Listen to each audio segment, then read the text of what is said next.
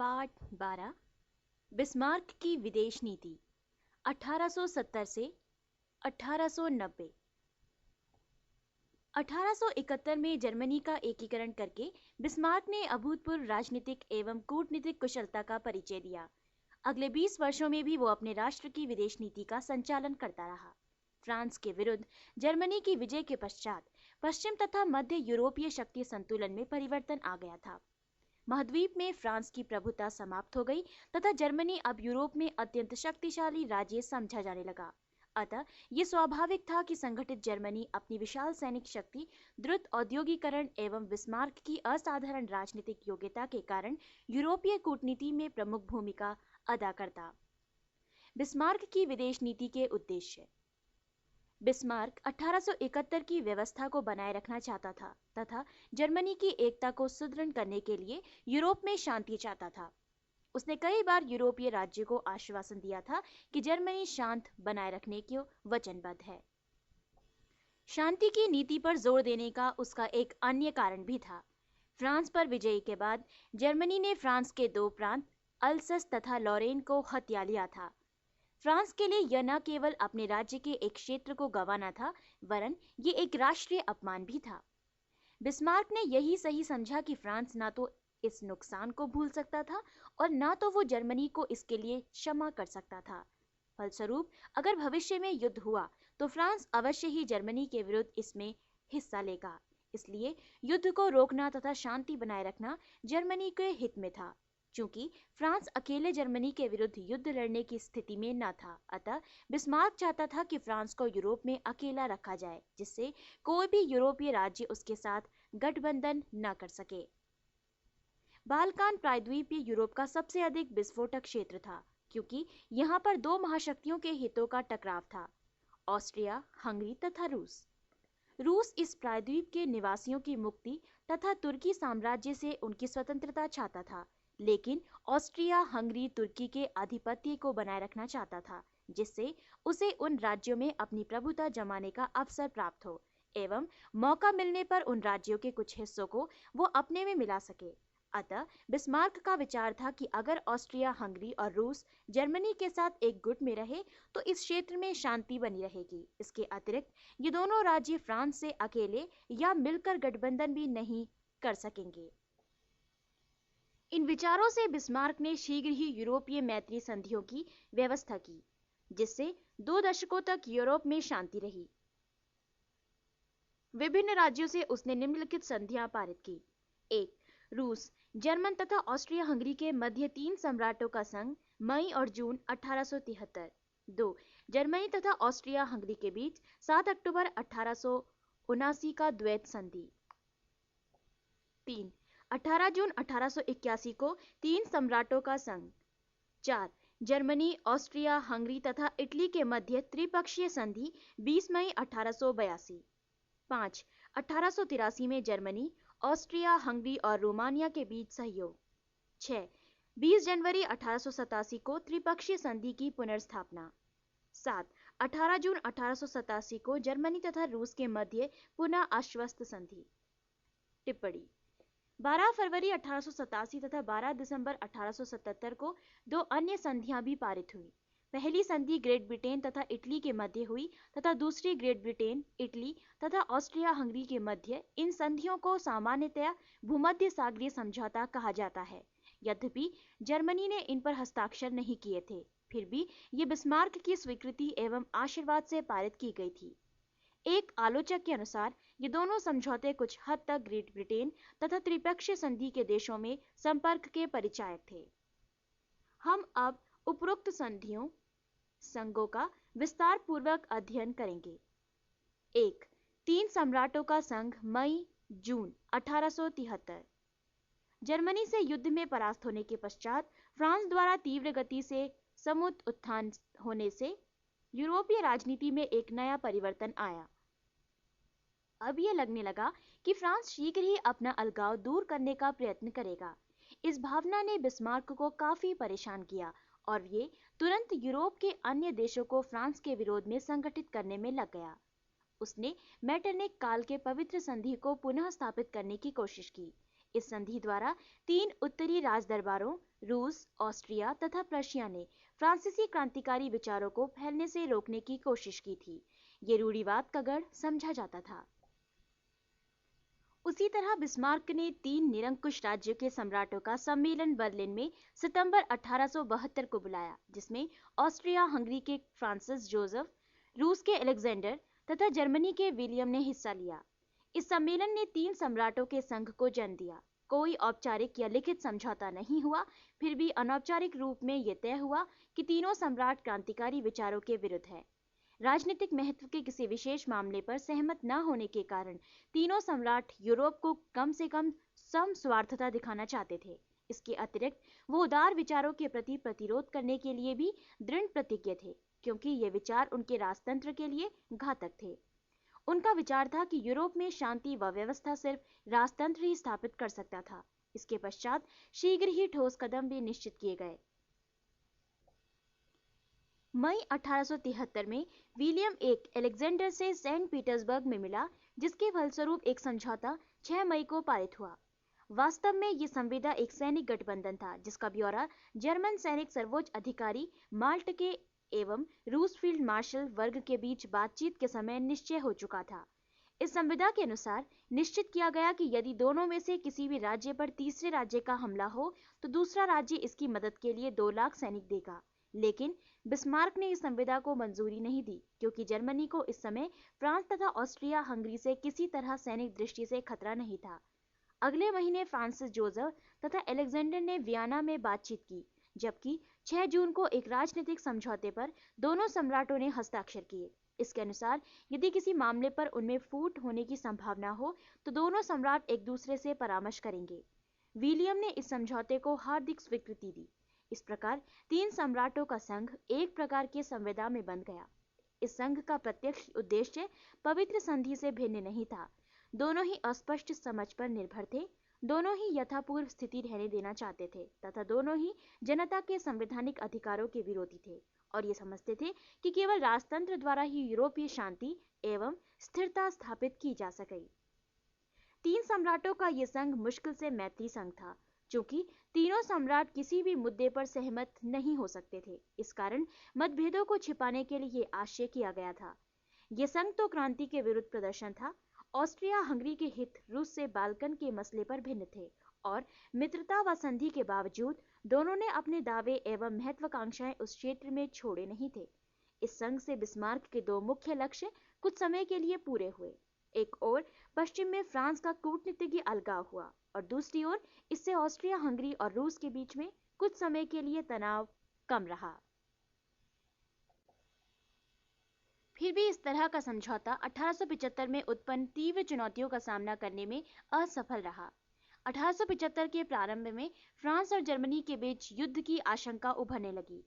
France पिछले युद्ध की बर्बादी से संभल चुका था और थियर्स के नेतृत्व में आत्मविश्वास प्राप्त कर चुका था। फलस्वरूप वो तेजी से आगे बढ़ रहा था एवं यूरोपीय राजनीति में आत्मविश्वास तथा दृढ़ प्रतिज्ञ शक्ति के साथ दोबारा प्रवेश करने की कोशिश कर रहा था। इससे बिस्मार्क शक्ति हो उठा। वो अपने देश को पहले से युद्ध के लिए तैयार रखना चाहता था, अतः उसने समाचार पत्रों द्वारा क्या युद्ध नजदीक है सरीखे विषयों पर प्रचार जारी किया। इसका प्रयोजन दूसरे देशों को फ्रांस के आक्रमणशील रुख से आगाह तथा विश्वस्त करवाना था, वरन रूस इससे प्रभावित नहीं हुआ। इसके विपरीत दोनों देशों के संबंध उदासीन रहे। बिस्मार्क की चाल असफल रही। इस संघ की सबसे बड़ी दुर्बलता ये थी कि ऑस्ट्रिया हंगरी तथा रूस में पारस्परिक संदेह और इन दोनों की बाल्कान प्रायद्वीप में स्वाभाविक साम्राज्यवादी इरादे तथा आकांक्षा जब तक इस क्षेत्र में शांति रही, ये संघ बना रहा। जैसे ही इस क्षेत्र में शांति भंग होने के आसार दिखाई देने लगे, संघ में दरारें पड़नी शुरू हो गई। बोस्निया और हर्जोगोविना ने निरंकुश तुर्की शासन के विरुद्ध विद्रोह कर दिया और पूर्व में एक तूफान की आशंका हुई।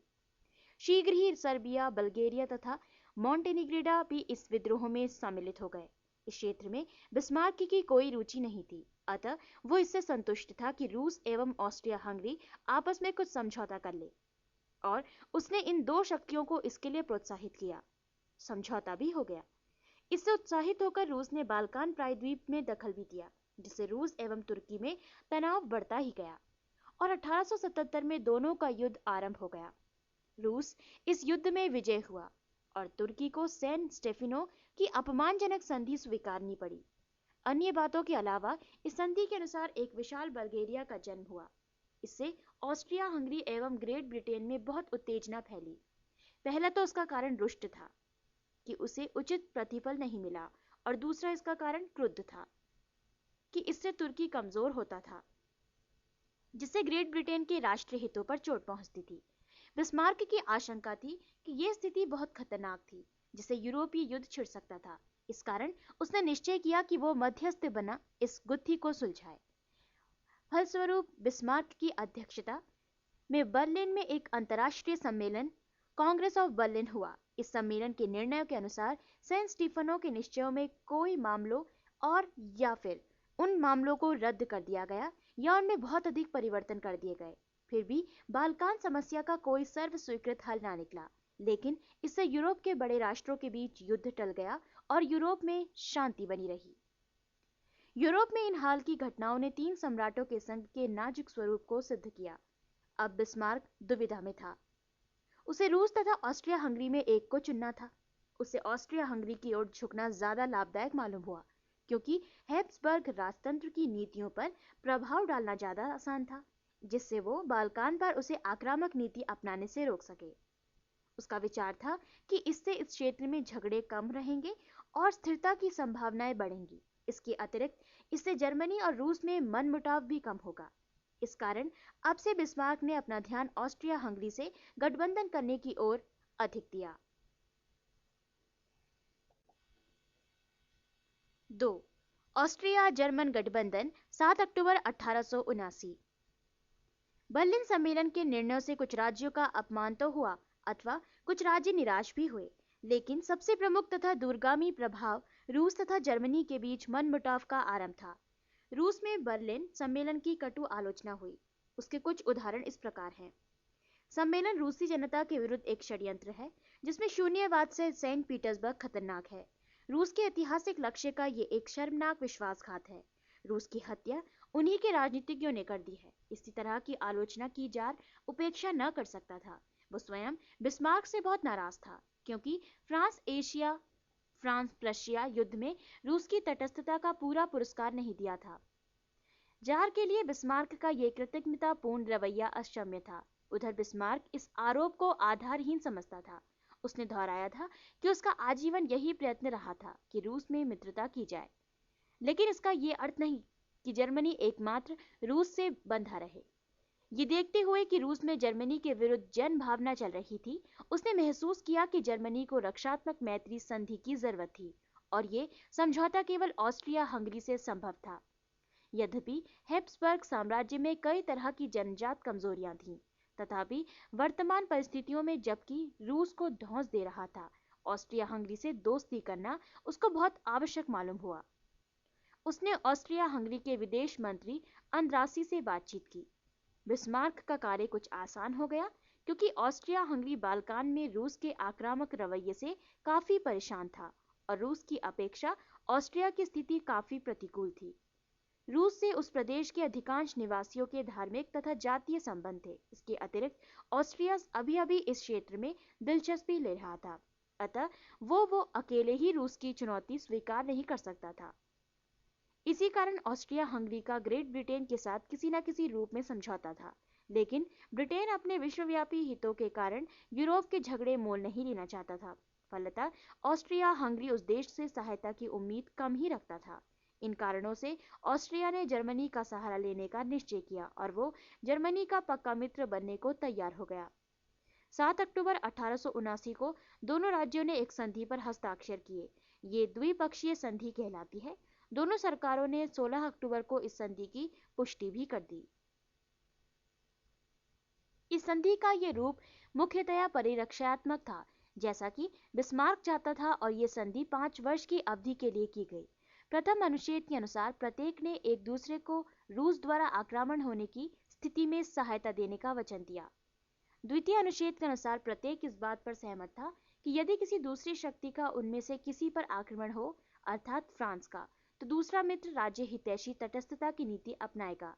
यदि रूस सक्रिय सहयोग व सैन्य कार्यवाही के द्वारा फ्रांस का साथ दे तो ऑस्ट्रिया एवं जर्मनी को मिलकर कार्यवाही करेंगे। ये सब शर्तें शुरू से गुप्त रखी गई। 1888 में ही इनकी जानकारी दी गई। ये द्विपक्षीय संधि 1918 तक कायम रही क्योंकि इसका समय समय पर नवीनीकरण किया गया। बिस्मार्क ने सोचा कि इस संधि से जर्मनी की सुरक्षा की गारंटी हो गई थी। उस समय तो परिणाम संतोषजनक मालूम हुआ क्योंकि रूस ने जर्मनी की आलोचना बंद कर दी, लेकिन दीर्घकालीन दृष्टि से जर्मनी के लिए ये संधि लाभदायक सिद्ध न हुई। जैसा कि प्रोफेसर टेलर ने लिखा है कि अब जर्मनी को खतरा अधिक हो गया क्योंकि भविष्य में फ्रांस और रूस का गठबंधन, जो कि सिद्धांततः असंभव था, पहला राज्य प्रजातंत्र था तथा दूसरा निरंकुश, संभव सा प्रतीत होने लगा। इसके सिवा ये मानते हुए भी कि इस समय रूस में जर्मन विरोधी भावनाएं काफी प्रगाढ़ थीं, ये बहुत संदेहास्पद था कि रूस जर्मनी के विरुद्ध युद्ध छेड़ सकता था क्योंकि रूस की आंतरिक कठिनाइयां, उसके तुर्की साम्राज्य से तनावपूर्ण संबंध एवं ऑस्ट्रिया के बाल्कान में प्रतिद्वंदता इसमें आड़े आते थे। बिस्मार्क के जो भी इरादे हों, ये निश्चय ही कहा जा सकता है कि वो यूरोप में समझौता और संधि की कड़ियों में ये पहला कदम था। ये बिस्मार्क की सुरक्षा योजना का एक हिस्सा था और शीघ्र ही उसने रूस को इसमें घेर लिया, जबकि उसने 3 सम्राटों के संघ को पुनर्जीवित किया। 3 सम्राटों का संघ 18 जून 1881। द्विपक्षीय संधि के पश्चात बिस्मार्क ने निश्चय किया कि रूस को भी नाराज न किया जाए क्योंकि उस राज्य से जर्मनी के कोई मूल मतभेद न थे और न ही कोई हितों का टकराव था। उसको इसकी भी शंका थी कि द्विपक्षीय संधि से यूरोप के कई देशों में, विशेषकर रूस में, आशंका हो सकती थी। सौभाग्यवश उस समय रूस में कुछ एक राजनीतिज्ञ थे जो द्विपक्षीय संधि से उत्पन्न मनमुटाव को दूर कर रूस जर्मनी संबंधों को सुधारना चाहते थे। अतः जब रूस से दोस्ती का प्रस्ताव आया तो बिस्मार्क ने उसे शीघ्र स्वीकार कर लिया। फिर भी ऑस्ट्रिया इस तरह के त्रिपक्षीय संघ के लिए तैयार न था, लेकिन बिस्मार्क ने धैर्य एवं सूझबूझ से ऑस्ट्रिया को राजी कर लिया। फिर जार अलेक्जेंडर की मार्च 1881 में मृत्यु होने पर बातचीत स्थगित करनी पड़ी। नए जार अलेक्जेंडर तृतीय से विचार विमर्श के बाद 18 जून 1881 में बर्लिन में एक संधि पर हस्ताक्षर हुए, जिसे 3 सम्राटों के नए संघ की स्थापना हुई। इस गठबंधन के अनुसार ऑस्ट्रिया, हंगरी, जर्मनी तथा रूस किसी चौथी शक्ति के साथ इनमें से किसी की शत्रुता होने पर हितैषी तटस्थता का आचरण करने तथा युद्ध को एक ही स्थान में सीमित रखने के लिए सहमत हो गए। अन्य शर्तों के अनुसार बाल्कान प्रायद्वीप को रूस तथा ऑस्ट्रिया हंगरी के बीच प्रभाव क्षेत्र में बांट दिया गया। इस तरह एक अनुच्छेद के अनुसार रूस ने 1878 की बर्लिन की संधि के द्वारा निश्चित बाल्कान में ऑस्ट्रिया हंगरी की स्थिति को स्वीकार कर लिया। यही नहीं, इस अनुच्छेद से जुड़े गुप्त लेख पत्रों के अनुसार ऑस्ट्रिया हंगरी को ये अधिकार दे दिया कि वो जब चाहे बोस्निया हर्जोगोविना को अपने राज्य में मिला ले तथा नावी बाजार के संजक यानी तुर्की प्रांत पर अपना अधिकार बनाए रखे। ऑस्ट्रिया ने बल्गेरिया पर रूसी प्रभाव को स्वीकार किया और बल्गेरिया एवं पूर्वी पर अपना रूमेनिया के मिलन का विरोध न करने का वायदा किया, बल्कि ये भी स्वीकार किया कि अनुकूल समय में 2 को मिलाकर एक राज्य बना देंगे। पुनः ये भी निश्चय किया कि तीनों शक्तियां तुर्की पर जोर डालकर उसे कुस्तुनतुनिया के जलडमरू मध्यों को युद्ध की कार्यवाहियों के लिए बंद रखने के सिद्धांत को पूरी तरह लागू करने की विचार करेगी। ये संधि 3 वर्ष की अवधि के लिए थी और इसके बाद दोबारा की जा सकती थी। इस संधि द्वारा रूस तथा ऑस्ट्रिया दोनों राज्यों की हितों की रक्षा हुई और बिस्मार्क को इस बात का संतोष रहा कि फ्रांस का अलगाव इससे कुछ और बढ़ गया, क्योंकि अब रूस फ्रांस के गुट में फिलहाल सम्मिलित नहीं हो सकता था। पाठ 12 बिस्मार्क की विदेश नीति 1870 से 1890 का शेष भाग सुनने के लिए कृपया अगली फाइल को सुनें।